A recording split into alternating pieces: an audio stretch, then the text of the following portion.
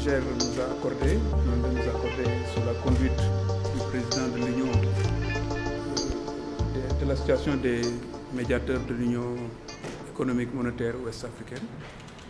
Et c'est une rencontre au cours de laquelle nous nous sommes fait le devoir de lui rendre compte de nos travaux qui avaient axé sur un cadre harmonisé des institutions de médiation de l'Union économique monétaire qui doivent fonctionner conformément aux autres institutions de l'Union, suivant les mêmes règles, suivant, en tout cas, regarder dans la même direction.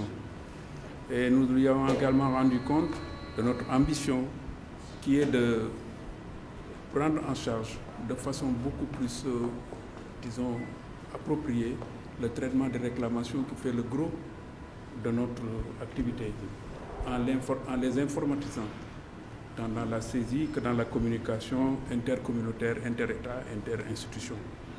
Voilà en gros, et nous avons également eu la joie de bénéficier d'une écoute attentive de la part de cette haute autorité qui connaît bien la médiature, qui sait bien qu'elle œuvre, les médiateurs de la République œuvrent en faveur de la consolidation de l'état de droit dans notre sous-région. Sans la médiature, nous ne pouvons pas...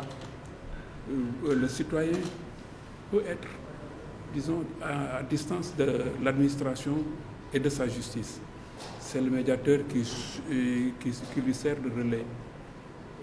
Parce que l'administration, la justice, la puissance publique ne peuvent avoir de légitimité que grâce à la confiance du citoyen. C'est cette confiance que nos institutions ont vocation à consolider en jouant le rôle de relais. Avant la médiature, avant l'institution du médiateur, les citoyens avaient recours à ce qu'on appelle le bras long. Vous aviez un bras long que vous cherchiez dans le parti unique, que vous cherchiez dans la société traditionnelle pour lui confier votre problème. Si ce problème ne trouvait pas solution au niveau de l'administration, le citoyen se sentait frustré et se repliait dans sa frustration. Le médiateur aujourd'hui est le bras long du citoyen.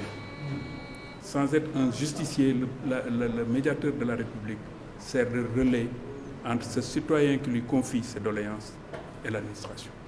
Voilà ce que nous avons apporté dans le débat, dans la discussion que nous avons eue avec le président de la République, qui en savait plus que nous et qui nous a prodigué des conseils.